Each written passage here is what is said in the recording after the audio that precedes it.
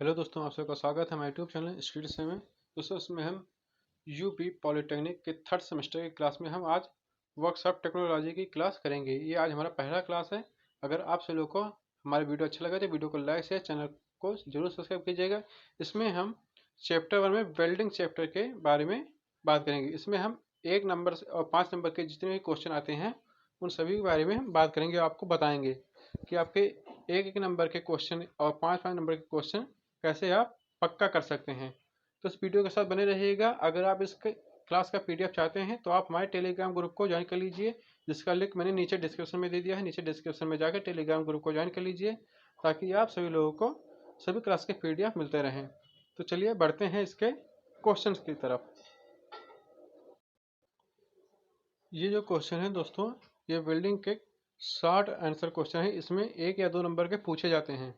जैसे कि वेल्डिंग को परिभाषित कीजिए, यानी कि वेल्डिंग क्या है इसके बारे में बताना है शॉर्ट आंसर में।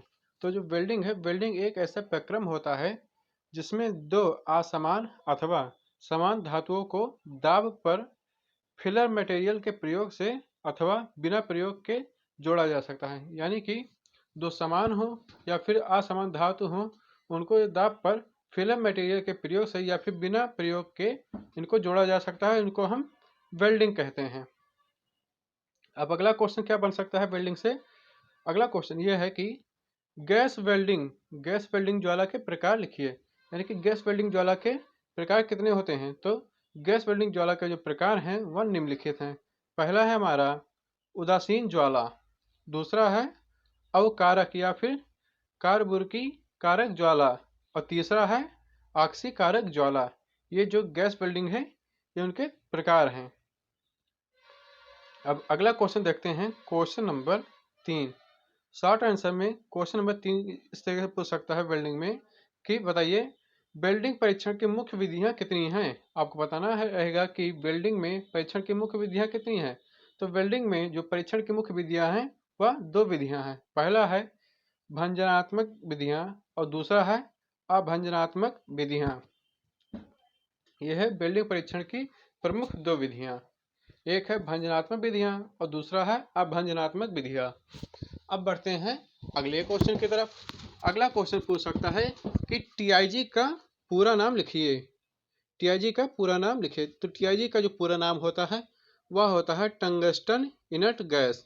टीआईजी का पूरा नाम होता है tungsten inert gas.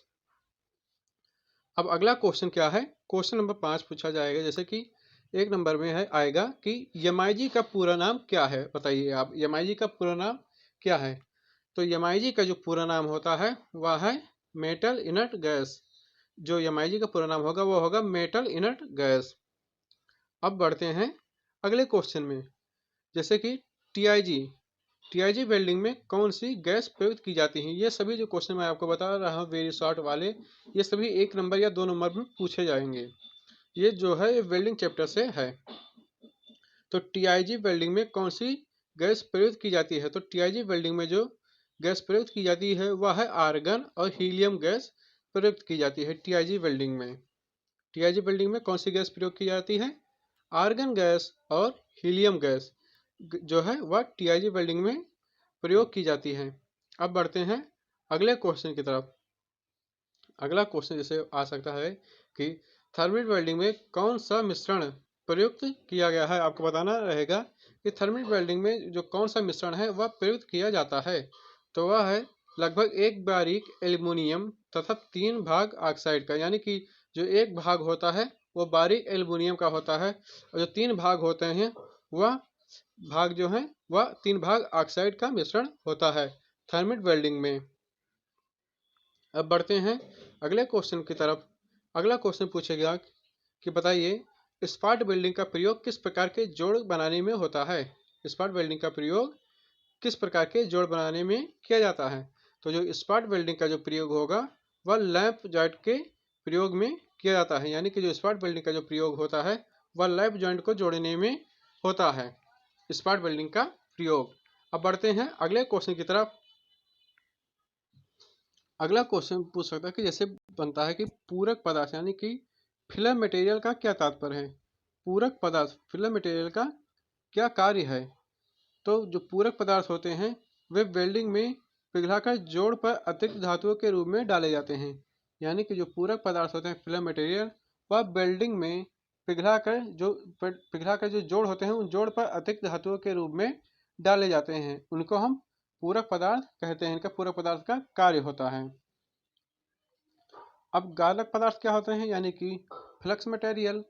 Flux material यानी कि गालक पदार्थ का जो मुख्य कार्य होता है वह है कि यह गैस गलनशील पदार्थ है जो या तो पिघली या फिर गर्म धातु की वातावरण से क्रिया को रोकता है। यानी कि यह जो गालक पदार्थ है यह गैस गलनशील पदार्थ होता है जो या तो पिघली या फिर गर्म धातु के वातावरण से क्रिया को रोकता है, या फिर धातु की वातावरण से क्रिया के अंतर्गत बने ऑक्साइडों तथा नाइट्रोजन आदि को अपने में घोलकर जो धातु मैल होता है उस धातु मैल के रूप में वेल्ड पर एकत्रित कर दिया जाता है। यानी कि जब वह जैसे कोई कहीं पर बिल्डिंग होती है तो बिल्डिंग के बाद आप देखते हैं कुछ धातु मैल जो है उस बिल्डिंग के अगल बगल इकट्ठा हो जाता है, तो उसी को हम कहेंगे धातु मैल के रूप में बेल्ट पर एकत्रित हो जाता है। अब बढ़ते हैं अगले क्वेश्चन की तरफ।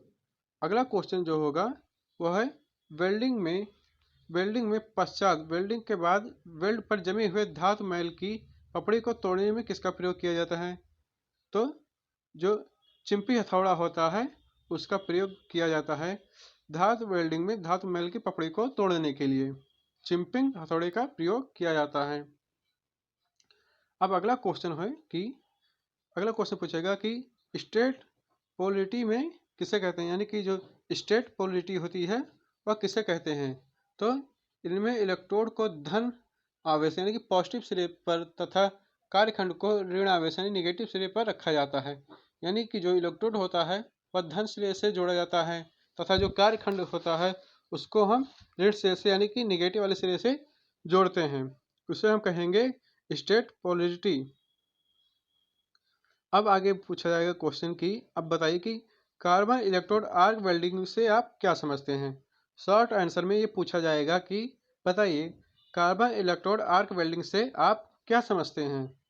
तो इस प्रकार में जो दिष्ट धारा होती है यानी डीसी अथवा प्रत्यावर्ती धारा यानी कि एसी वह ऋणात्मक इलेक्ट्रोड के साथ प्रयोग की जाती है जिससे इलेक्ट्रोड पर कम ऊष्मा उत्पन्न होती है और इलेक्ट्रोड का कार्यकाल बढ़ जाता है। यानी कि जो कार्बन इलेक्ट्रिक आर्क वेल्डिंग होता है उसमें उस प्रक्रम में यानी कि उस प्रोसेस में डीसी या फिर एसी जो होती है धारा वह इलेक्ट्रोड के साथ प्रयोग की जाती है और जिससे जो इलेक्ट्रोड होता है उस इलेक्ट्रोड पर कम ऊष्मा उत्पन्न होती है और इलेक्ट्रोड का जो कार्यकाल होता है यानी कि लाइफ टाइम वह जो है बढ़ जाता है। ठीक है, अब बढ़ते हैं अगले क्वेश्चन की तरफ। ये देखिए यहाँ पर ये लिखा हुआ है लॉन्ग आंसर। तो ये जो लॉन्ग आंसर है ये 5 नंबर में पूछे जाएंगे, आपके 5 नंबर में ये आपके आएंगे। तो 5 नंबर ऐसे पूछाएंगे कि बताइए कि वेल्डिंग के सिद्धांत एवं वर्गीकरण का उल्लेख कीजिए। वेल्डिंग के जो सिद्धांत होते हैं उनका वर्गीकरण का उल्लेख कीजिए। तो पहले हम देखेंगे कि वेल्डिंग का सिद्धांत क्या होता है, उसके बाद हम उसके वर्गीकरण का उल्लेख करेंगे। तो चलिए देखते हैं वेल्डिंग का सिद्धांत। तो जो वेल्डिंग का सिद्धांत है यानी कि प्रिंसिपल ऑफ वेल्डिंग का एक ऐसा प्रक्रम है जिसमें दो असमान या फिर समान धातुओं को दाब पर फिल्म मटेरियल के प्रयोग से अथवा बिना प्रयोग से जोड़ा जाता है, उसे हम वेल्डिंग कहते हैं। और इस विधि में उष्मा के द्वारा दोनों धातुओं के अणुओं के मध्य यानी कि दोनों धातुओं के जो अणु हैं उनके मध्य वेल्डिंग फोर्स उत्पन्न किया जाता है, जिससे क्या होता है जिससे धातु आपस में मजबूत जोड़ बना लेते हैं। ठीक है, यही वेल्डिंग का सिद्धांत है। अब आगे बताया गया है कि वेल्डिंग के प्रकार बताइए, यानी कि वेल्डिंग को निम्नलिखित में से कितने वर्गीकृत में विभाजित किया गया है। तो वेल्डिंग को निम्न प्रकार से वर्गीकृत किया जा सकता है। पहला है गैस वेल्डिंग। जो गैस वेल्डिंग होता है, गैस वेल्डिंग में 2 प्रकार की होती हैं। पहला है ऑक्सी एसिटिलीन वेल्डिंग और दूसरा है दोस्तों ऑक्सी हाइड्रोजन वेल्डिंग। यानी कि गैस वेल्डिंग जो है उसमें भी 2 प्रकार की वेल्डिंग होती है। पहला है हमारा ऑक्सी एसिटिलीन वेल्डिंग और दूसरा है ऑक्सी हाइड्रोजन वेल्डिंग। अब अगला जो वेल्डिंग है वह है आर्क वेल्डिंग। और आर्क वेल्डिंग क्या है, इसमें 4 प्रकार के बांटे गए हैं। आर्क वेल्डिंग को 4 प्रकार में बांटा गया है। पहला है सील्डेड आर्क वेल्डिंग और दूसरा है आणविक हाइड्रोजन वेल्डिंग और तीसरा है प्लाज्मा आर्क वेल्डिंग। उसके बाद चौथा है इनर्ट गैस वेल्डिंग। यानी कि जो आर्क वेल्डिंग है उनको 4 भागों में बांटा गया है। तो ये जो क्वेश्चन है ये 5 नंबर में पूछे जाएंगे। अब अगला क्वेश्चन जो है ये भी आपको 5 नंबर में पूछे जाएंगे कि बताइए कि वेल्डिंग के लाभ एवं सीमा का उल्लेख कीजिए। तो वेल्डिंग के लाभ क्या होते हैं, उनकी सीमा क्या क्या होती है। तो पहले हम देखेंगे कि वेल्डिंग के लाभ। Advantage of welding. वेल्डिंग के जो लाभ हैं वह निम्न प्रकार हैं। पहला है हमारा दोस्तों की वेल्डिंग में छिद्र की आवश्यकता नहीं होती है, इसलिए रचनात्मक सदस्य के क्षेत्र में कोई कमी नहीं आती है। यानी कि जो संरचनात्मक जो सदस्य होता है उसमें कोई कमी नहीं आती है।